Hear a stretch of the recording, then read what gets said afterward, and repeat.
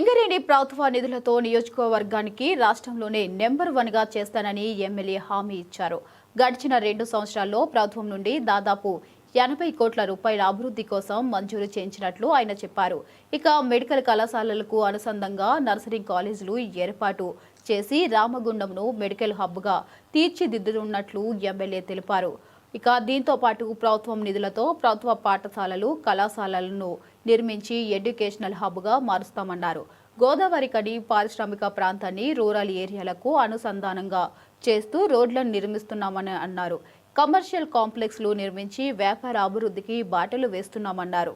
ఇక ముఖ్యమంత్రి రేవంత్ రెడ్డి, ఉప ముఖ్యమంత్రి బట్టి విక్రమార్క సహకారంతో 1x800 Ramagundam be power house నిర్మాణం చేపట్టనున్నట్లు ఆయన తెలిపారు. సారీ క్షమించాలి, నేనేదో ప్రిపేర్ అయ్యాము. మలిక్ భాయ్ నమస్కార్.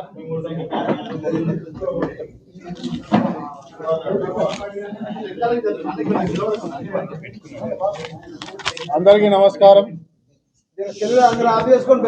మాట్లాడుతూ ఉన్నాం.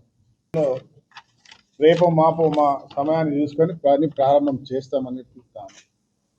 ఇలా రామగుండం టౌన్ అదొక్కటే కాకుండా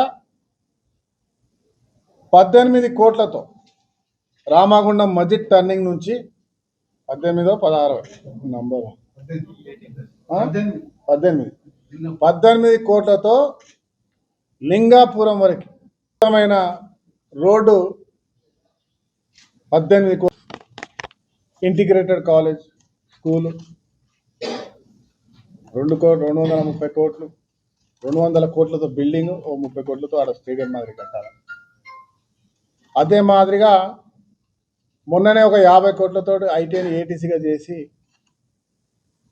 ఈరోజు దాన్ని ప్రారంభం చేసినాం కూడా. స్టూడెంట్స్ కూడా 100 అడ్మిషన్స్తో ప్రారంభమైంది. నర్సింగ్ కాలేజ్ చేసినాం. మెడికల్ కాలేజ్ ప్రభుత్వం పోయిన హయాంలో అయితే దానికి సగం బడ్జెట్ వస్తే దాని తదిమాకు సంబంధించిన బడ్జెట్ అంతా ఇస్తూ ఇలా మెడికల్ హాస్పిటల్ని కూడా బ్రహ్మాండమైనటువంటి వసతితో కడతా ఉన్నాం. స్పెషల్ ఫండ్స్ మాకు సిఎస్ఆర్, దాంతో కొత్త బిల్డింగ్తో పాటు అడిషనల్గా ఇంకొక 200 కోట్లతో మార్చిని పైన 2 బిల్డింగ్ చేస్తూ ఆ రోడ్లు కూడా 80 ఫీట్ల వెడల్పుతో పెద్ద చేసే కార్యక్రమం చేస్తా ఉన్నాం. ఒక అద్భుతమైన మెడికల్ సెంటర్ హబ్గా రామగుండాన్ని తీర్చిదిద్దే ప్రయత్నం ఈరోజు జరుగుతా ఉంది. వీటితో పాటు కార్డియాక్ సెంటర్ అంటే క్యాత్ ల్యాబ్ అంటారు, 25 కోట్లతోటి పూర్తి నిర్మాణం పూర్తయింది. ఇంకా చివరి దశలో ఉంది. అది సింగరేణి హాస్పిటల్లో వెనుక వైపు ప్రాంతం నిర్మాణం పూర్తయింది. మిషనరీ వస్తుంది. తర్వాత దానికి ఒక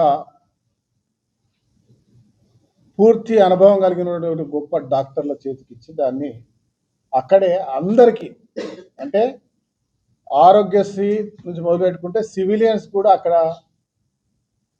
గుండెకు సంబంధించిన వ్యాధి ఆపరేషన్స్ చేసేటువంటి కార్యాచరణ ఇక్కడే జరుగుతుంది.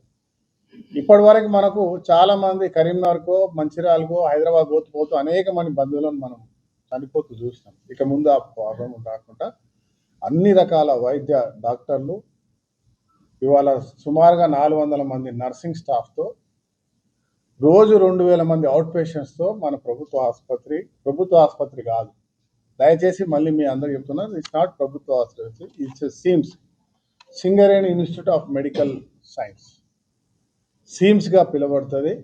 దాన్ని సిమ్స్గానే మీరు అందరు కూడా ప్రభుత్వం ఈరోజు నుంచి మీరు రాసే పత్రికలలో కూడా దాన్ని సిమ్స్గా ముందుకు తీసుకురావాల్సిందిగా వస్తాం.